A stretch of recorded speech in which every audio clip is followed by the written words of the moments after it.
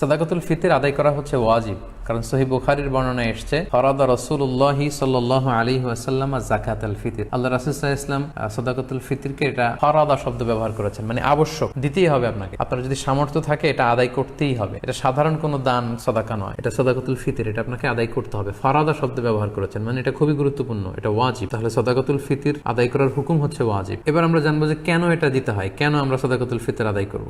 সুনানে আবু দাউদের একটি হাদিসে সাদাকাতুল ফিতর আদায়ের দুইটি সিগনিফিকেন্স উল্লেখ করা হয়েছে। দুইটি কারণে সাদাকাতুল ফিতর দিতে হয়। এক হচ্ছে তুহরাতান লিস-সাইমি মিনাল লাগবি ওয়ার রাফাত। আমরা রোজা রাখতে যেভাবে রোজাটা রাখার দরকার ছিল, আমরা হয়তো অনেকে সেভাবে রোজাটা রাখতে পারিনি। আমরা কেউ হয়তো মিথ্যা কথা বলে ফেলেছি, কেউ হয়তো অন্যের গীবত করে ফেলেছি। এগুলো আল্লাহ মাফ করে দিয়ে যাতে রোজাটাকে আল্লাহ তাআলা ভালোভাবে কবুল করে নেন, এজন্য তুহরাতান লিস-সাইম, রোজাদারদেরকে পবিত্র করবার জন্য এই সাদাকাতুল ফিতরকে ওয়াজিব করা হয়েছে। দুই নাম্বার সিগনিফিকেন্স হচ্ছে ওয়া তু'মাতান লিল মাসাকিন, মিসকিনদেরকে খাবার দেওয়ার জন্য। সাদাকাতুল ফিতরের উদ্দেশ্য হচ্ছে ঈদের দিন যাতে কোনো গরিব মিসকিন না খেয়ে না থাকে, তাদের মুখে যেন হাসি থাকে, তাদের বাসায় যেন খাবার থাকে, এই জন্য সাদাকাতুল ফিতরকে ওয়াজিব করা হয়। সহজ কথায় বলা যায়, ঈদ আসার আগে অসহায়দের ঘরে ঘরে খাবার পৌঁছে দেওয়ার ইসলামী প্রজেক্টের নাম হচ্ছে সাদাকাতুল ফিতর। অর্থাৎ ঈদের দিন যাতে মানুষের ঘরে ঘরে তাদের দৌড়াতে না হয়, এজন্য ঈদ আসার আগে যেন তাদের ঘরে আমরা খাবার পৌঁছে দিই, এই প্রজেক্টের নাম হচ্ছে সাদাকাতুল ফিতর। এবং ঈদের দিন এটা হচ্ছে দিয়াফাতুল্লাহ, ঈদের দিন সবাই আল্লাহ তাআলার মেহমান, এজন্য ঈদের দিনে রোজা রাখা হারাম। তো ঈদের দিনে যেদিন